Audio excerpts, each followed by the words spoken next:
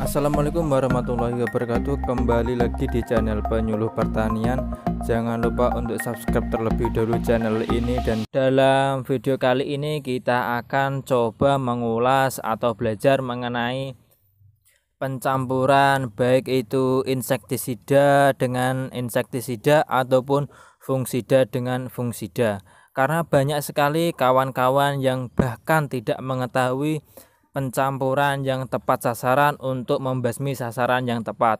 Untuk itu dalam video kali ini kita akan coba membahas tentang itu agar kawan-kawan tidak salah dalam penggunaan baik itu insektisida maupun fungisida. Karena jika kawan-kawan salah dalam menggunakan baik itu pencampuran, maka akibatnya akan bisa yang pertama adalah keracunan atau overdosis pada tanaman kita sendiri. Namun sebelum membahasnya lebih jauh lagi, bagi kawan-kawan petani yang baru bergabung pada channel ini, silahkan di subscribe terlebih dahulu channel ini.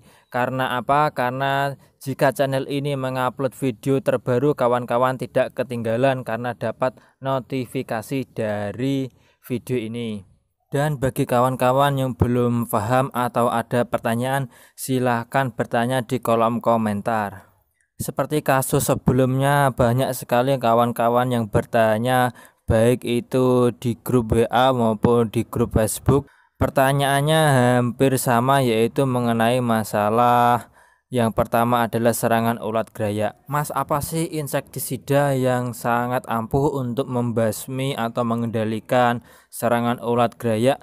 Jawabannya hanya satu, yaitu penggunaan insektisida yang baik dan yang benar. Maksudnya apa? Nah, kita akan membahasnya terlebih dahulu. Kita harus pahami terlebih dahulu apa itu insektisida. Insektisida yaitu suatu zat yang digunakan untuk mengendalikan hama, serangga, atau insek. Kemudian akarisida yaitu suatu zat yang digunakan untuk mengendalikan hama tungau atau kutu. Kemudian bakterisida yaitu suatu zat yang digunakan untuk mengendalikan atau menghentikan perkembangan bakteri. Kemudian herbisida yaitu suatu zat yang digunakan untuk mengendalikan atau membunuh rumput dan tumbuhan pengganggu tanaman kita. Kemudian rodentisida yaitu suatu zat yang digunakan untuk mengendalikan atau membunuh hama tikus. Kemudian moluskisida yaitu suatu zat yang digunakan untuk mengendalikan hama siput. Serta fungisida yaitu suatu zat yang digunakan untuk mengendalikan atau membunuh jamur atau cendawan. Ketika organisme pengganggu tanaman ini menyerang tanaman kita, maka pertumbuhan hingga produksi hasil dari tanaman kita bisa saja menjadi berkurang, bahkan berakhir dengan kegagalan. Misalnya saja adalah budidaya bawang merah. Budidaya bawang merah sangat rentan sekali dengan hama maupun jamur. Namun kita akan membahasnya lebih detail, yaitu masalah mengenai pertanyaan tadi, yaitu serangan ulat gerayak. Apa sih insektisida yang ampuh dan bagaimana cara mencampurannya agar lebih efektif dan efisien? Untuk itu kita harus memahami terlebih dahulu pestisida berdasarkan pengendaliannya. Yang pertama adalah yang bersifat preventif dan juga protektif. Apa itu? Preventif dan juga protektif adalah pestisida yang berfungsi sebagai pencegahan dan juga protektan, sehingga efektif digunakan sebelum tanaman mengalami infeksi penyakit. Dan yang kedua adalah bersifat kuratif, adalah pestisida yang berfungsi dalam pengendalian dan pengobatan tanaman dari serangan penyakit. Dari penjelasan tersebut dapat kita tarik kesimpulan bahwa untuk mencegah tanaman kita dari serangan ulat gerayak, kita harus menggunakan tindakan yang pertama adalah preventif. Itulah sebabnya saya selalu mengajak kawan-kawan untuk selalu melakukan pencegahan daripada mengobati.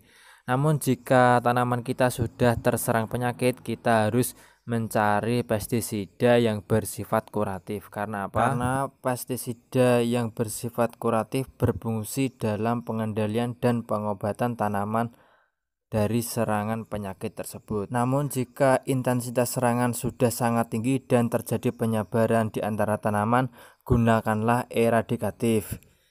Ini adalah pestisida yang berfungsi untuk memusnahkan penyakit yang sudah mengalami penyebaran yang cukup luas. Termasuk di dalamnya adalah musuh alami dari penyakit tersebut akan juga musnah. Dari penjelasan tadi, kawan-kawan bisa memilih dan menggunakan pestisida apa yang tepat untuk tanaman bawang merahnya. Ingat, jika di video ini dirasa bermanfaat, silahkan di-share ke teman-teman yang lain agar video ini menjadi bermanfaat.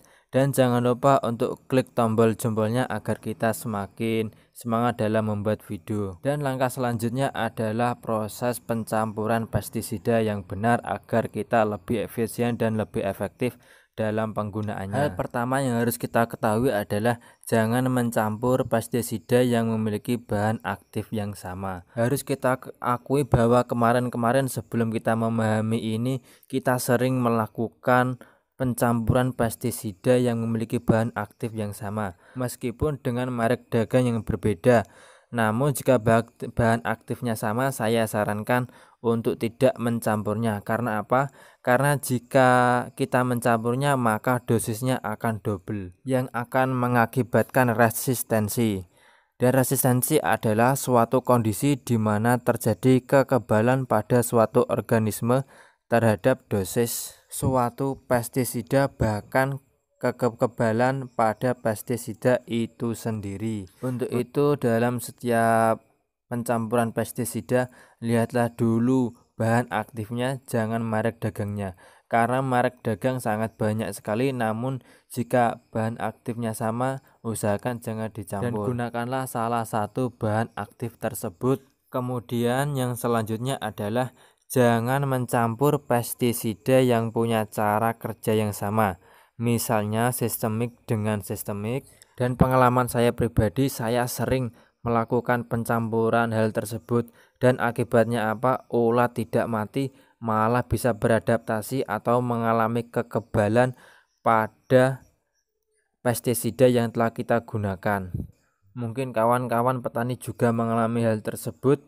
Itulah pengalaman kita, jangan kita ulangi lagi. Jadi untuk mengendalikan suatu hama, kita harus gunakan dua sekaligus insektisida, baik yang bersifat sistemik kita campur dengan insektisida yang bersifat kontak. Hal tersebut lebih efektif dan lebih efisien. Jadi kawan-kawan petani boleh mencoba menggunakan cara ini untuk mengendalikan ulat gaya. Dan alhamdulillah dengan cara ini hampir 90% berhasil untuk mencegah terjadinya atau mengatasi serangan ulat gaya. Kemudian jangan mencampur pestisida yang memiliki sifat yang sama, dan jangan juga mencampur pestisida yang mendekati sifat yang sama. Misalnya, jangan mencampur pestisida yang bersifat preventif dengan pestisida yang bersifat preventif. Walaupun merek dagangnya berbeda, namun jika sifatnya sama, usahakan jangan mencampurnya.